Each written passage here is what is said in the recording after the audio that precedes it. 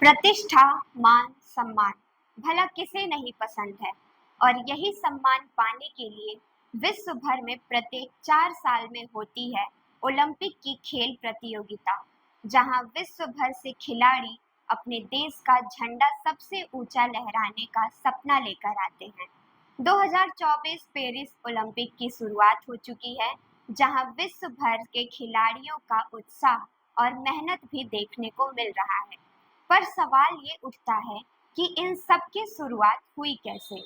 आपने भी तो सोचा ही होगा।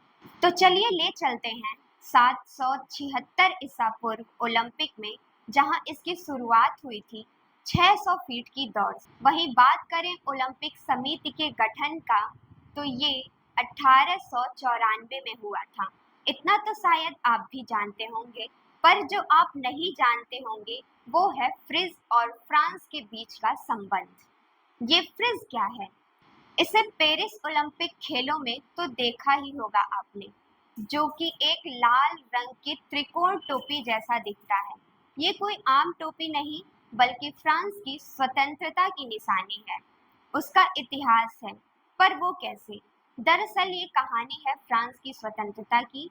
कहानी शुरू होती है वर्ल्ड वार 2 से, जहां जर्मनी की नाजी सेवा का अतिक्रमण बढ़ने के खिलाफ फ्रांस ने काफी संघर्ष किया और लगभग 1 वर्ष के संघर्ष के बाद उन्हें फ्रांस से भगा दिया। ये तो हुई पेरिस ओलंपिक और उसके शुभांकर की बातें। पर क्या आप बता सकते हैं भारत के लिए सबसे पहला ओलंपिक किसने और कब लाया? जी हाँ, केडी जाधव, जिनका पूरा नाम कसब दादा साहेब जाधव है, जिन्होंने 1952 हेलेसिंकी ओलंपिक में भारत के लिए कुश्ती में कांस्य पदक जीता था।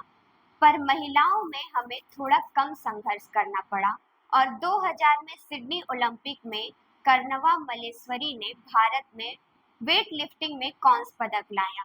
तो अब सवाल ये है कि क्या भारत ने कभी कोई गोल्ड नहीं जीता?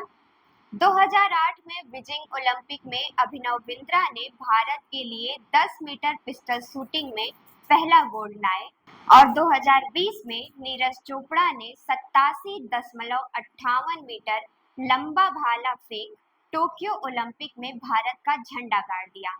इसके बाद पूरे देश में खुशी की लहर दौड़ उठी। पर आज तक भारत का प्रदर्शन ओलंपिक खेलों में कैसा रहा? भारत ओलंपिक में पहली बार 1900 में भाग लिया था। इसके बाद आज तक भारत ने कुल 37 पदक ओलंपिक में जीते हैं। तो क्या भारत में प्रतिभा की कमी है? जी नहीं। खिलाड़ियों ने हर पल अपनी मेहनत और लगन से देश को गौरवान्वित करने में लगाया है। पर कहते हैं ना, हीरे की परख जौहरी को होती है। हीरे तो हमारे देश में बहुत हैं, पर शायद जौहरी ने अपना काम करने से मुंह मोड़ लिया है, या यूं कह लीजिए कि अब देश में कोई जौहरी ही नहीं है, वरना इतने प्रतिभाशाली खिलाड़ियों को इतना संघर्ष नहीं करना पड़ता। हमें अक्सर देखने को मिलता है कि खिलाड़ी अपने ट्रायल्स और ट्रेनिंग के लिए ट्रेन में टॉयलेट के पास बैठकर सफर करते हैं। अगर कोई खिलाड़ी बढ़िया प्रदर्शन करता भी है तो उसे अपने सपने पूरे करने के लिए देश की गंदी राजनीति का सामना करना पड़ता है, और इन तमाम चीजों के बावजूद हम उससे गोल्ड की आशा लगाए बैठे रहते हैं। क्या आपको नहीं लगता सरकार को इन खिलाड़ियों के लिए कुछ सुविधा प्रदान करनी चाहिए और इनकी प्रतिभा को सराहना और सम्मान प्रदान करना चाहिए? आपकी इस विषय पर क्या राय है? हमें कमेंट करके जरूर बताएं और देखते रहिए जनदर्पण न्यूज। मेरा नाम कंचन है। धन्यवाद।